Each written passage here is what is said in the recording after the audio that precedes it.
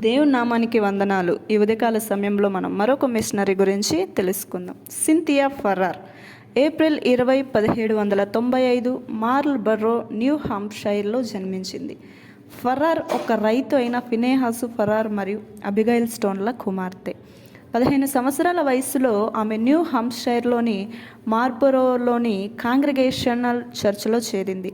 ఆమె మార్ల్ బర్రో మరియు మాసచుసెట్స్లోని బోస్టన్లో పాఠశాలను బోధించింది.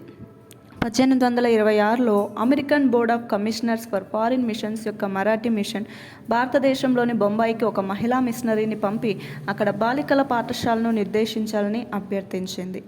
తద్వారా పురుష మిషనరీల భార్యలను ఆ పని నుండి ఉపశమనం చేసింది. అమెరికన్ బోర్డ్ మరియు ఇతర అమెరికన్ మిషనరీ సొసైటీలు గతంలో ఒంటరి మహిళా మిషనరీలను విదేశాలకు పంపడానికి ఇష్టపడలేదు. కానీ ఫర్రార్ను బాలికల పాఠశాలల సూపరింటెండెంట్ పదవికి నియమించాయి. భారతదేశానికి వెళ్లే మిషనరీ సమూహంలో భాగంగా ఆమె జూన్ 5, 1827న బోస్టన్ నుండి అమెరికా బయలుదేరింది. ఆమె బొంబాయి చేరుకొని డిసెంబర్ 29, 1827న తన విధులను స్వీకరించింది. ఆడవారికి విద్యను అందించడానికి కొంతమంది భారతీయుల నుండి వ్యతిరేకత ఉన్నప్పటికీ 1829 నాటికి ఫర్రార్ పాఠశాలలో 400 మంది పైగా భారతీయ బాలికలు చేరారు. 1837 నుంచి 1838లో ఆరోగ్య కారణాల వల్ల ఫర్రార్ 2 సంవత్సరాల సెలవు తీసుకొని అమెరికాకు వెళ్లారు. 1839లో ఆమె భారతదేశానికి తిరిగి వచ్చి బాలికల కోసం పాఠశాలను నిర్వహించడానికి మరియు దర్శకత్వం వహించడానికి అహ్మద్ నగర్కు బదిలీ చేయబడింది. భారతీయ స్నేహితురాలు జ్యోతిబా పూలే ఆ పాఠశాలను సందర్శించి పూణేలో బాలికల కోసం ఒక పాఠశాలను ప్రారంభించడానికి ప్రేరణ పొందారు.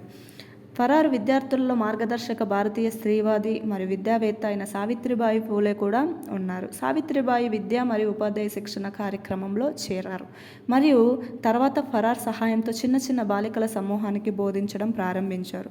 ఫర్రార్ 1862లో మరణించే వరకు అహ్మద్ నగర్లోనే నివసించి పనిచేశారు. ఫర్రార్ తరచుగా విదేశాలకు మిషనరీగా పంపబడిన మొదటి ఒంటరి అమెరికన్ మహిళగా పేర్కొనబడతారు. వాస్తవానికి ఆమె కంటే ముందు భారతదేశంలో షార్లెట్ వైట్ మరియు హవాయిలో బెట్సీ స్టాకన్ ఉన్నారు.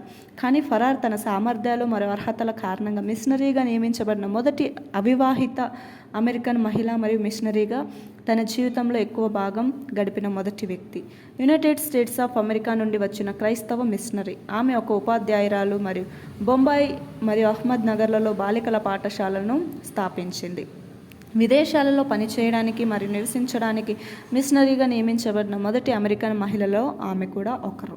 1848లో జ్యోతిబా ఫూలే అహ్మద్ నగర్లోని తన పాఠశాలను సందర్శించి ఇప్పుడు పూణేలో ఒక బాలికల కోసం ఒక పాఠశాలను ప్రారంభించడానికి ప్రేరణ పొందింది. ఇది ఒక భారతీయుడు స్థాపించి నడిపే మొట్టమొదటి బాలికల పాఠశాల. తర్వాత ఫూలే తన భార్య సావిత్రిబాయి ఫూలేను ఉపాధ్యాయ శిక్షణ కోర్సు కోసం ఫర్రార్ పాఠశాలలో చేర్పించారు. ఈ విధంగా ఈమె తన సేవను భారతదేశానికి